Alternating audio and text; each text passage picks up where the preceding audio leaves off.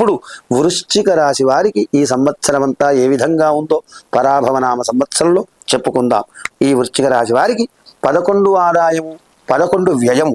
అంతేకాదుట వీరికి జూన్ 1 నుండి 9వ స్థానంలో గురువు, ఆ తర్వాత 10వ స్థానంలో గురువు వల్ల మంచి ఫలితాలున్నాయి. ఇంటిలో శుభకార్యాలు, వివాహం కాని వారికి వివాహం జరిగే అవకాశం ఉన్నది.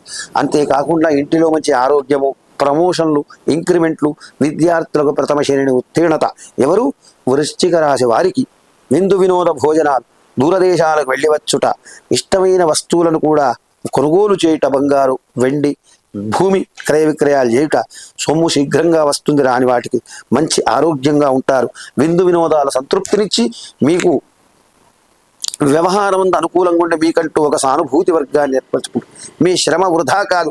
వ్యాపారులకు మంచి వ్యాపారము పొందుట, నూతన వ్యాపారాలు ప్రారంభించే అవకాశం ఉన్నది. ఇంటిలో ఇంకొకరి సంపాదన కూడా ప్రారంభమై రియల్ ఎస్టేట్ వ్యాపారం అంత అభివృద్ధి, లేడీస్ ఎంపోరియం బట్టల వ్యాపారంలో మళ్ళీ లాభాలు, డాక్టర్లకు మంచి పేర్లు, లాయర్లకు చక్కగా పనులన్నీ నెరవేరి మీరు ఈ సంవత్సరం అనుకున్న పనులన్నింటికీ అనుకున్న సందర్భాన్ని బట్టి మంచి నిర్ణయాలు తీసుకొని మీకు అప్పగించిన పనులన్నీ నెరవేరుటతో ఆనందానికి అవధులుండవట.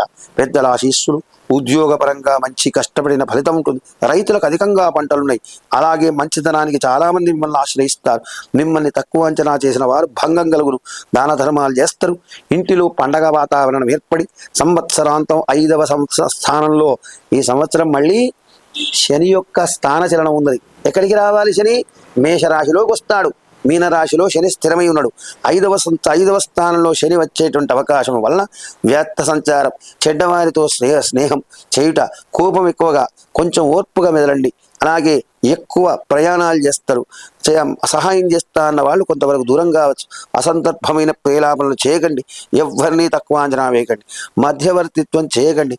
మితిమీరిన ఆత్మవిశ్వాసం వల్ల నష్టపోయేటువంటి అవకాశం ఎక్కువగా ఉన్నది.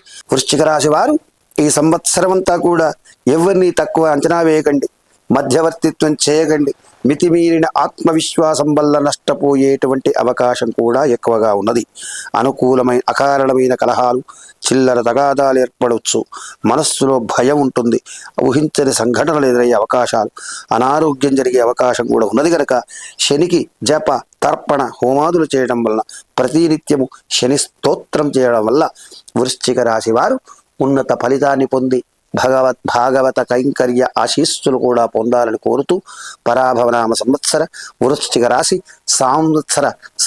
సాముదాయిక ఫలితాన్ని కూడా చెప్పుకున్నాం.